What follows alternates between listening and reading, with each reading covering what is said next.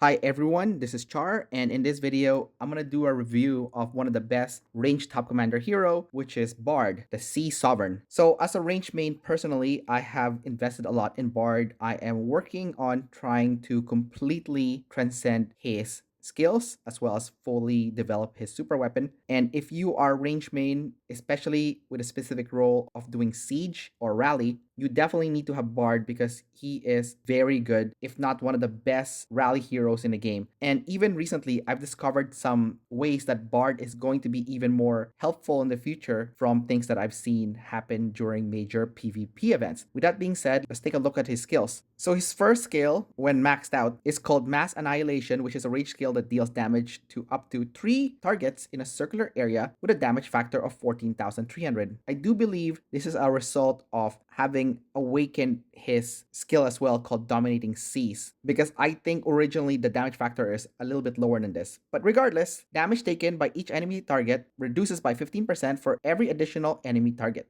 If this skill kills an enemy squad, has 50% chance to immediately recover 65 rage and increases own attack by 30% for 3 seconds. However, when you transcend the skill, what happens is that the damage factor goes up to 15,000 instead, which is a huge boost, and the damage taken by each enemy target is reduced by 10% only as opposed to 15%. It also has a 50% chance to immediately recover 65 rage and increase own attack by 30% for 3 seconds. So this is insanely strong, not only for dealing damage to the garrison, but also those that is hanging around the tower or structure where they are doing garrison. This is one of the reasons why I think Bard is so important, because nowadays a lot of players are swarming the rally, killing it very quickly. But with Bard, it's hard to swarm because he's gonna kill you if you try to swarm with his powerful AoE damage. His next skill is called Purge Weakness, which is a passive skill that increases range attack by 30% if the enemy is inflicted with silence, increases basic attack damage dealt to them by 21%. So this is why Bard is really good with Julia, because Julia will first inflict silence to the enemy, and then after they have been inflicted with silence, then his basic attacks will deal even more damage to whoever is doing garrison or even fighting in the field. Now, when you transcend the skill, increases range attack by 38% and increases range squad travel speed by 12%. If the enemy is inflicted with silence, increases basic attack damage dealt to them by 21%. So the big one here is the increase in range attack as well as the travel speed, making him viable to use in the field. His next skill is called Invincible Fleet, which is a passive skill where during sieges increases range squad defense by 25% and HP by 25%. So this is a really good skill for making him more tanky during a siege. However, when you transcend him, what happens is that the increase in ranged squad defense goes up and also works outside of sieges, making him tanky also when you are using him in the field. So this makes Bard viable in the field, not just in rally. His fourth skill is called Direct Confrontation,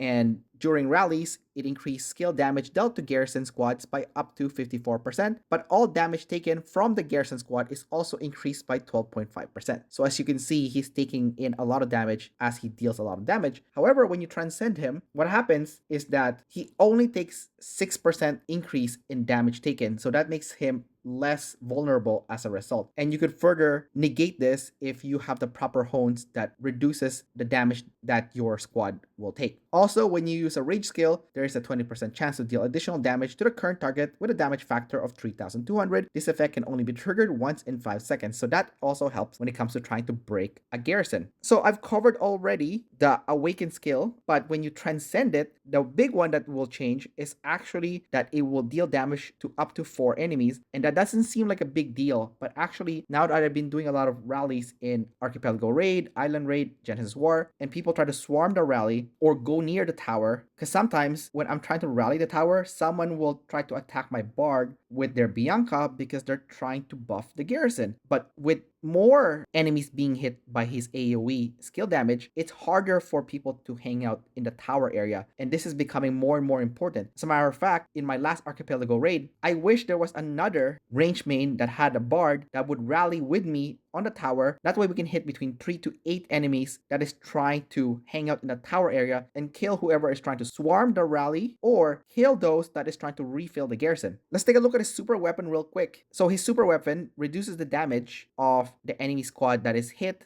by up to 34% if fully leveled up, which actually makes a big deal. And the travel speed also reduces by 20%. I'm guessing this is so it's hard for them to run away or hard for those soldiers to fill the garrison, or if the garrison troops is trying to leave to go back home, then they would get killed before they go back home because they would be moving slowly. So at this time, Bard is the best range rally hero. I don't think he's gonna go anywhere anytime soon, especially because his AoE is just so useful, has a lot of utilities. The only problem with him is his talent tree is on defense. So it's actually good to have Bard as the assistant hero, and don't worry about his hero talent tree at all because it is not worth developing. So you want to pair him up with someone like Julia. He would also be good with Sophie. I tried him with Lewis before for double AoE and it's okay, but I would say Julia did more damage than Lewis, even though Lewis is a rage regenerator machine. And I've seen a lot of people actually using Bard with Ethan, and that's because if you're attacking a structure that needs to be garrisoned,